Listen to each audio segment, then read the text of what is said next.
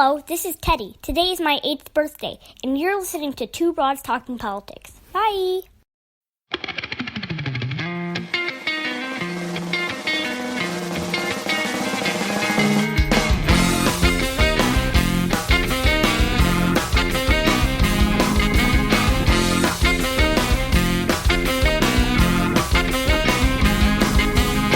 Are you listening? Hey everyone, this is Kelly with Two Broads Talking Politics. I'm on with my co-host Sophie. Hey Sophie. Hey Kelly. And joining us today is a returning guest who is an author and political analyst, Jared Yates Sexton. Hi Jared. Hey everybody. So we last had you on about 6 months ago, and things have changed a little bit in the meantime. 6 months ago? It was. But life has gotten busy, and we have some news to catch up on. So I'm going to tell our listeners that we are sitting down to record this at about 3 p.m. Eastern on Friday, October 4th. So that is the where we are in the news. And if more news breaks, if Trump commits 5 more impeachable offenses before this gets up, as will likely happen, just know that's where the conversation was situated. Okay, well, so let's start with this. Let's talk about the spin that the Republicans are trying to put on everything that is happening, the obviously impeachable offenses that Trump has been doing nonstop, basically. And Jared, I know you've written some on Twitter about kind of the way that Republicans are trying to play this. Let's just talk about that. What are you seeing that the Republicans are doing or not doing? What is this sort of vortex that they're in that is keeping them from seeing what's really happening? Sure. And like everything that we're talking about, this is very, very complicated and weird and nonsensical and does circles upon circles.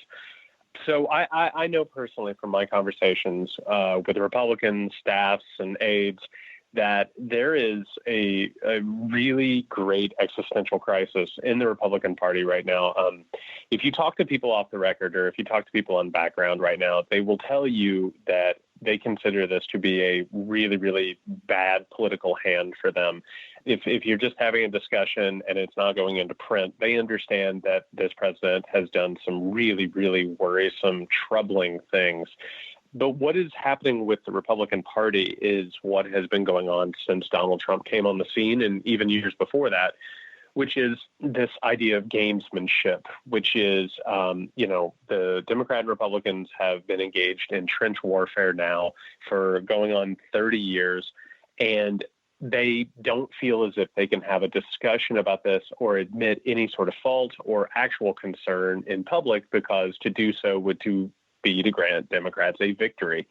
So there's a lot of game playing that's happening right now, and a lot of trying to play linguistics games, and even more troubling, I think, which is what I think everyone should be really concerned with, is basically just sort of excusing what Trump is doing and basically giving some credence to a conspiracy theory that is completely nonsensical and is really, really dangerous and subverts the rule of law and our republic. So I think this is one of those places where this game is extremely troubling and really, really dangerous and is putting lives at risk and it could threaten to tear this country apart. But I think that game is ultimately what's being played right now. At what point do you think that the gamesmanship sort of flips? Like, in other words, at what point do you think the Republicans refusing to give the Democrats, quote unquote, a win turns into the Republicans giving themselves a loss? Well, this is a big thing, and actually, for all the critiques that we can have of Donald Trump, I think his intuition on certain subjects has been really, really exceptional in comparison with other people. There was a talk for a very, very long time, particularly when the Mueller report was coming out, and I cannot believe that was only a few months ago, there was this idea that Republicans had their primary position and they had their secondary position. The primary position was support Donald Trump at all costs, and the secondary position is, well, if we lose him, we can have Pence. But what Trump has done in a few ways, and in other ways it's been very glaringly obvious, he has made warnings that has basically said, if you're going to look into my conversations with Ukraine and foreign officials in this situation, you should also look into Mike Pence's calls. And basically, this has been a warning shot across the bow that says, if I go down, you take Pence with you, which more or less turns this into, for lack of a better phrase, a suicide pact between Republicans and Trump.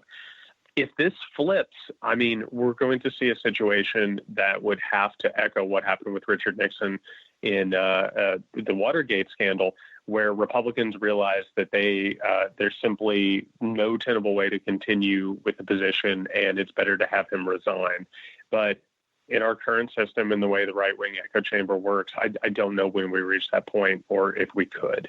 One of the things that you've been talking about and has to do with your upbringing is this idea of a civil war, and that there are people who are really looking to maybe start a civil war, and maybe that'll happen and maybe it won't, but how dangerous the language is around all of this. And I wonder if you could talk a little bit about that and, you know, what we're seeing that Trump isn't even maybe doing purposely. Maybe he is, maybe he isn't, but that could be a very real effect of everything that's happening. Yeah, so I grew up in a really, really poor factory family in southern Indiana, and we grew up with what I would characterize as an extremist sort of type of Christianity, an extremist type of Baptist faith. And a lot of people have this. It's an apocalyptic Christianity that believes that there is a satanic force to the world that is fighting America and is trying to unseat it. And there's a lot of elements of Christian white identity that go along with this too. So basically the idea that you have globalists, so to speak, who are trying to cause wars in America and hurt white people more or less. This is the fabric of what some people would call the New World Order, or as it's been rebranded, the deep state. With Donald Trump continually saying that there's a conspiracy against him, that Democrats are trying to ruin the country, that they're traitors, that the media is traitors, I don't know that he necessarily understands that he's signaling to people like the ones that I grew up with and the people in the church that I grew up with.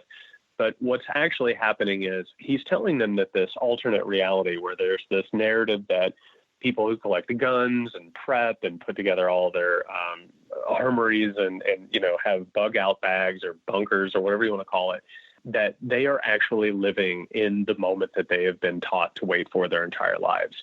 That doesn't mean that there's going to be a civil war. It doesn't mean, obviously, that we're going to have, you know, one side against another on battlefields. But what does happen is there are individuals who hear this, they believe it, and they take action in stochastic terrorist situations, lone wolf terrorists. We've already seen this happen multiple times. And for anybody who's been covering politics, there is a very concerted effort to terrorize journalists and politicians, to threaten them, and to occasionally test boundaries of safety. The truth is, whether or not Trump knows it or not, he's activating this impulse in a lot of different people. And I think this is one of the reasons why it's really, really important for people to get this story straight, to understand it, and to not sensationalize it unnecessarily or try and profit from it, because the longer this thing goes and the more cornered he becomes, and, you know, what was it, yesterday? It might have been 2 weeks ago. I can't even keep track of it anymore, where he said on camera, I want these countries to interfere in our elections. The longer that we let this go, even as he self-incriminates and it becomes obvious that he needs to go, the more chance there is for him to become desperate and really signal to these people who, again, have been waiting most of their lives to be in this situation. And again, I don't think it's intentional, or maybe it is intentional, I'm not sure. But whatever it is, it's really, really dangerous. What is the sort of way out of that? I mean, I don't know. You don't need to have the answer to that, but you know, what are things that Democrats, that Republicans who aren't on board with all of this could be or should be saying that might ease some of those tensions and pull back some of that rhetoric? Are there ways that we can frame our own language that will help?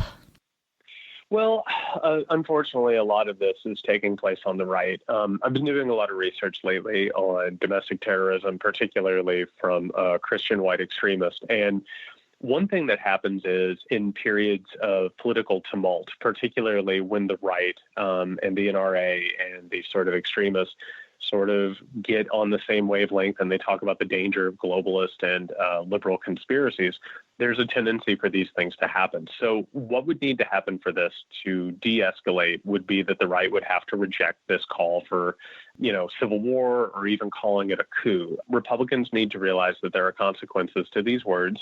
And I think that a lot of them do, but they're very, very afraid to stand up in the face of Trump. I know over the past couple of weeks, Republicans have particularly hidden away from cameras. They're not very fond of going on the record right now and saying one thing or another. I think they want to keep their face away from Trump and keep their identities away from Trump. But hopefully the right will realize that they need to tamp down these calls. As far as liberals and Democrats, I know personally one thing that I'm looking at with this entire impeachment crisis is I personally am trying to keep this in its sober place. I mean, this is a really terrible situation, and I don't think anybody should necessarily be gleeful or celebratory. I don't think that there's anything to enjoy about this or to necessarily be excited about, but it's more of a really, really dangerous, sad situation. And I think we have to tamp down the idea of partisanship and look at this from the idea that this is actually about maintaining the country and maintaining our laws as opposed to some sort of partisan victory, which I think is what got us in this situation in the first place. Let's talk a little bit about Tommy. You mentioned it's pretty dangerous, the rhetoric right now, and that there's the potential for Trump to, as the story develops and sort of sinks into the ground a little bit, for him to feel cornered and for him to sort of verbally call on these people in this particular way. On the other hand, it's possible that some Republicans, particularly in the Senate, are waiting for the primaries to be over for 2020. So what do you think in terms of timing? Do you think there's a something to be said for hurrying up and getting through impeachment very quickly, or do you think we should kind of wait until after the primaries are done when Republicans might not have as much to fear from Trump? Hey, that is the $10,000 pyramid question. I'm not sure. The one thing that I've been doing, particularly in my research, is I've been looking at a lot of how game theory has affected our current situation, which basically turns politics into a game where each side has to make logical moves that give them the most advantage. This type of zero-sum politics. I'm not sure what the correct answer is in terms of strategy, but I think particularly with what we're looking at, I know for a while the Democrats sort of wrung their hands over the idea of bringing about an impeachment inquiry or calling for it. But I think when people were saying, well, you can't do it, it won't matter, it'll get voted down. But then when Democrats stood up, and I think that they did the right thing, we saw that the narrative changed to meet that and respond to that. So my natural impulse on this is to try and move away from the idea of game theory or strategy. And in terms of the impeachment inquiry, I would say that it needs to be done in the way it needs to be done. If that goes quickly, if that happens before the end of the year, so be it. If it needs to go longer and it eats into the 2020 cycle, I think that's totally fine. I think this is a time where people need to stand up and realize that politics, as we know it, isn't conducive to making democracy work. This gamesmanship and one-upsmanship doesn't necessarily work, and it gets us in worse trouble. So in my own feeling on this situation, I would say let the investigation take as long as it takes and really, really hope that there are Republicans. And I say this knowing full and well that I'm not expecting this to happen, but I hope that it does.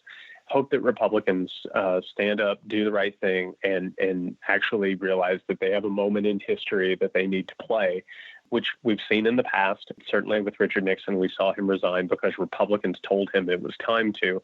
I don't necessarily think that Donald Trump will do that, but I would really, really hope that Republican pressure would step up one way or another, whether or not it's before or after primaries, before or after the election season really takes off.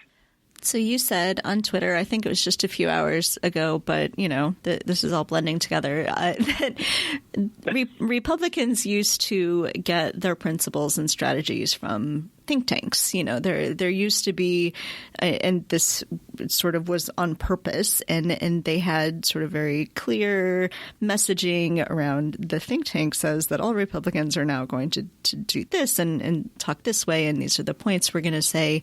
And now doesn't seem to be so much the case anymore. Those think tanks still exist, and there are certainly some people still listening to them, but, a lot of this is coming from the dark corners of the internet or the Sean Hannity's of the world. Do you have any sense of why that happened? We can certainly see how dangerous it is, that even Trump is getting his news from, Fox News. But how do we get away from that? How do we convince people to, not that I want us all listening to Republican think tanks anymore, but, at least there was some sort of research going on there. Yeah, I would say what ended up happening is there was a moment in history, particularly with the founding of Fox News in 1996, where Roger Ailes and his group of people decided that they could win politically by manipulating reality and sort of giving these narratives. I was reading something the other day. It was an account by John Boehner. He was meeting with Roger Ailes. I want to say this was in 2010, and he realized that Roger Ailes had started believing his own propaganda and was looking for black helicopters, and he thought Barack Obama was going to imprison him and was secretly a Muslim. So one of the things that ends up happening, I think, when we look at this period of history later on, is we're going to realize that the echo chamber of the right created a feedback loop in which it created this dystopian America where people would be afraid and they would vote Republican and they would buy guns and they would oppose people like Obama. And eventually they started reporting the things that the people who believed what they said were saying. And it just got worse and worse by every degree. It doesn't help, of course, that Sean Hannity has shown a proclivity to believing every single conspiracy theory that comes across his desk, whether it's Seth Rich or what is now being called the insurance policy.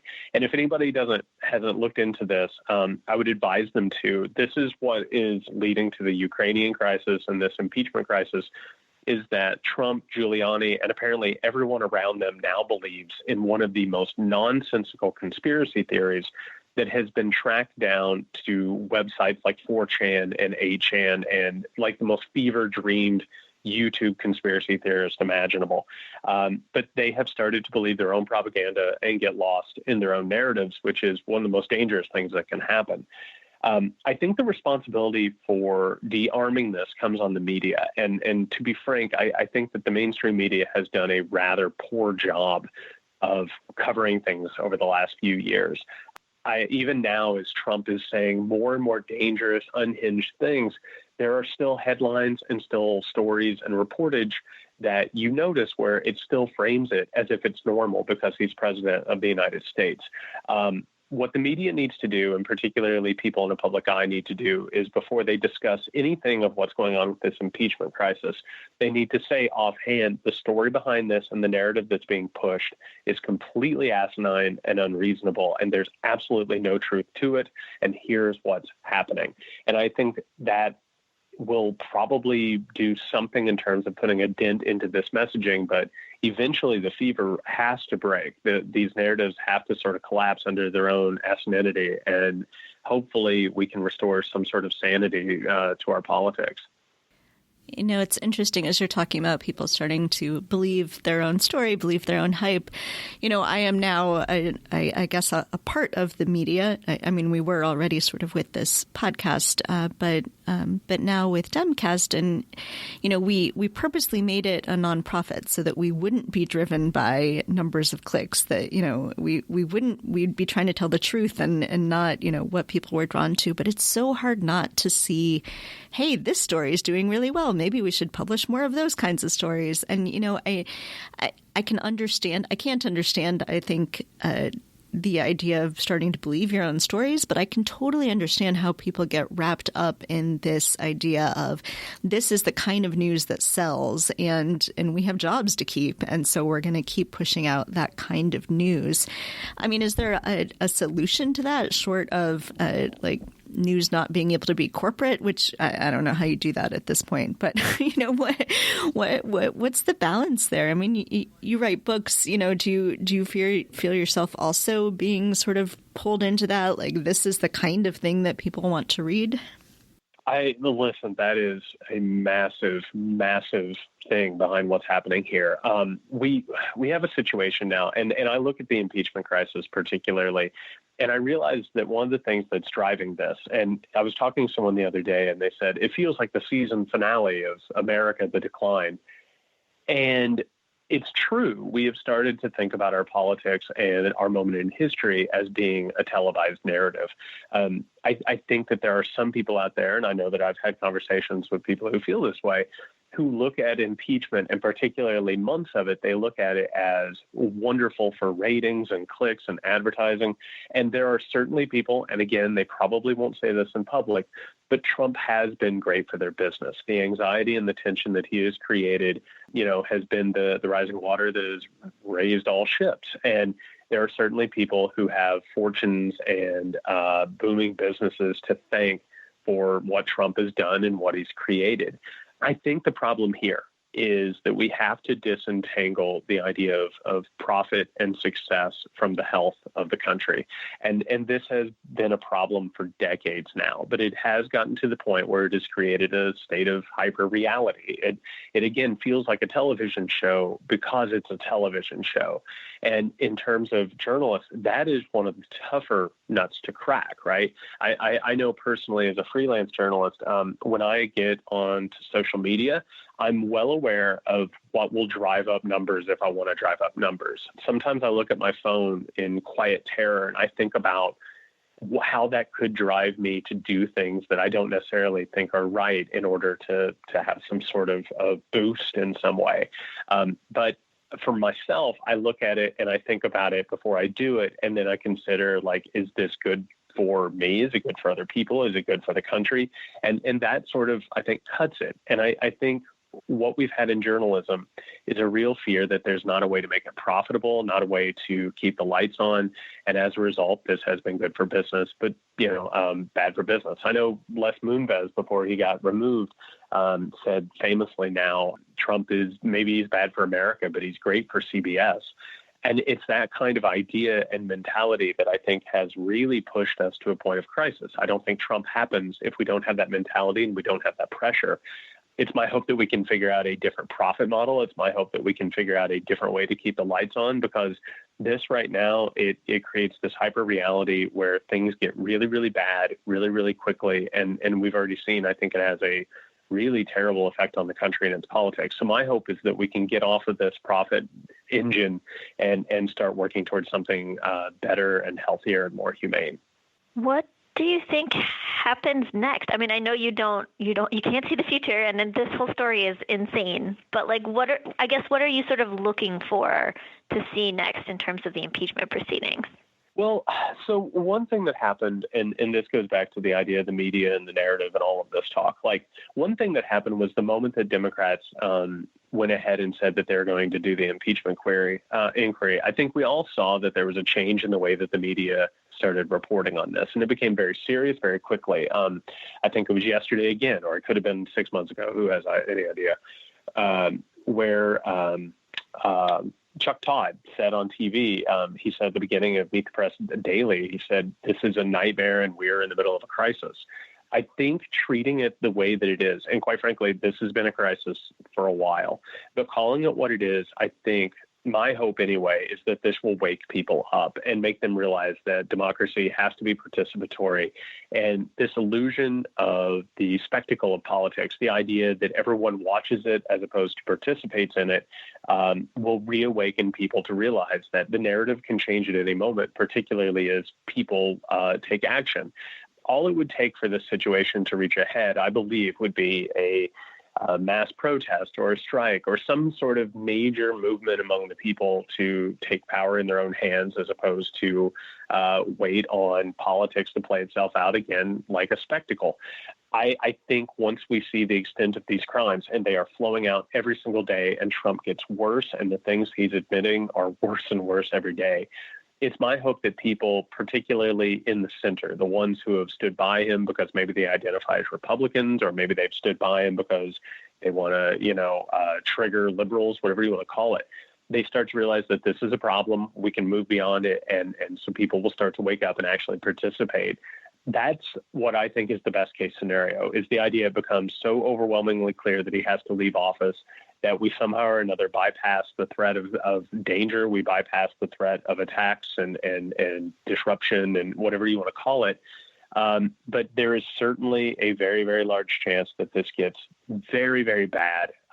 There is a large chance that we will see some people get hurt. And I think every day that we look at the news, we realize there's more of a chance that our institutions could buckle under the weight of partisanship and pressure. So there's a way that this can go very well, I think, and there's a way that this can go very bad. And right now, I wish I could say something better, but it feels like the flip of a coin. So since the last time we spoke, you published a new book. Can you tell us about your book and how people can get it? Sure. It's called The Man They Wanted Me to Be, Toxic Masculinity and a Crisis of Our Own Making. It's basically about how the identity of masculinity is fraudulent. It's a socially constructed idea, and that men and women and everybody suffer because of it. Men particularly because they have to overcompensate and live a role that isn't real, and basically where they devalue everyone around them. It gets into how Trump in this current crisis is a result of that. Again, getting lost in the narrative of who you're supposed to be and what the world is. But it's available everywhere. It's in stores and online. Yeah. And we'll put a link up, of course. Is there anything else that you wanted to make sure that we talk about today? No, I think we got deep in the weeds on that one real fast.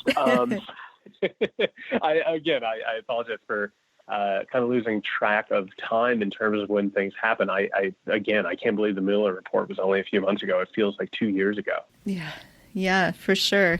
Well, and, the good news perhaps, nothing is good right now, but the good news perhaps is that the polling has also moved super quickly on impeachment. And, we now see, I think it's like nearly half of people in this country think that Trump should be impeached. And, that moved really rapidly. So perhaps there is some hope of a way out of here without everything collapsing. I think that's a good point, and I think it's good for people to remember that when impeachment began for Richard Nixon, the approval for impeachment was much lower than it was right now, and that situation escalated very quickly and took care of itself. So here's hoping that trend continues. All right. Well, Jared, thank you so much for coming on and talking to us again. People should definitely follow you on Twitter. You are always a breath of reason on all of these issues. And thank you for coming on. And we'll put a link up to your book, too, so people can check that out. Hey, thank you for all the good work. All right. Thanks. Thank you. Thank you for listening to Two Broads Talking Politics, part of the Dimcast Podcast Network. Our theme song is called Are You Listening? Off of the album Elephant Shaped Trees by the band Immunuri, and we're using it with permission of the band. Our logo and other original artwork is by Matthew Weflin and was created for use by this podcast. You can contact us at twobroadstalkingpolitics@gmail.com or on Twitter or Facebook at Two Broads Talk. You can find all of our episodes at twobroadstalkingpolitics.com or anywhere podcasts are found.